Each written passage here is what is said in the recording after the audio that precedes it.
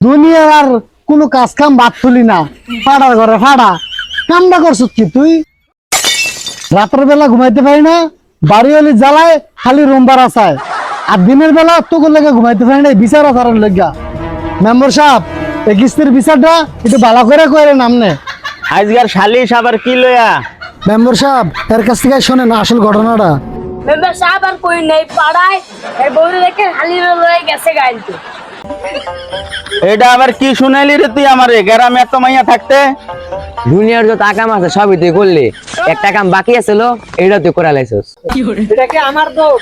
আমার বউ ভালো লাগে না, আমার খালি ভালো লাগে, লেগে খালি লিয়ে রাখি। ফাড়ার ঘরে ফাড়ায় আবার কথা কয়, খারা তুই।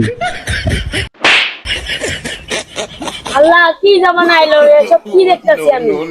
মেম্বার সাহেব, এই বিচারের কেমন সমাধান দিব কোন আমনে? হন তোরা তো আসত, দেশে কি আর পোলাপাইন নাই? মেম্বার সাহেব আপনি কোন, ওর প্রতিদিন বিচার করা লাগে, এত বিচার করা যাবে না। আজকে একটা ফাইনাল একটা কিছু কইরা যান। এ খারা আর শালি আর বড় লয়া। মেম্বার সাহেব, ওর বউরে আনার দরকার নাই, ওর শালিরই আনেন।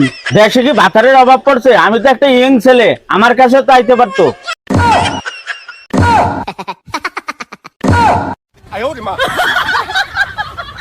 তোর এমন করে তাকে কি দাস? আর বরে আনা লাগবে না, শালিরে নিয়ে যা।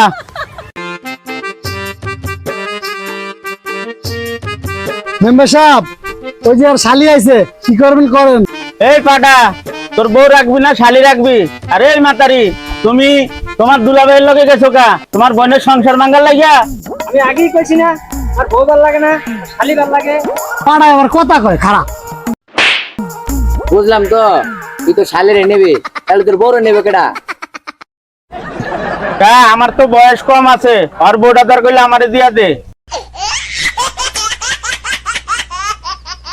মেম্বার সাহেব, এটা আবার আপনি কোন কি? এটা কি আমি মিছা কথা কইছি? আর যদি আর শালি লইয়া যায় আর বউ থাকবো কার কাছে? এই কারণে কইছি আর বউটা আমি লইয়া যাই। আসসালামু আলাইকুম। আমাদের ভিডিওটা যদি ভালো লাগে অবশ্যই লাইক কমেন্ট শেয়ার করে দেবেন, এবং নতুন কেউ হলে অবশ্যই পেজটা ফলো দিয়ে রাখবেন। আরো সুন্দর সুন্দর ভিডিও পাবেন ইনশাআল্লাহ।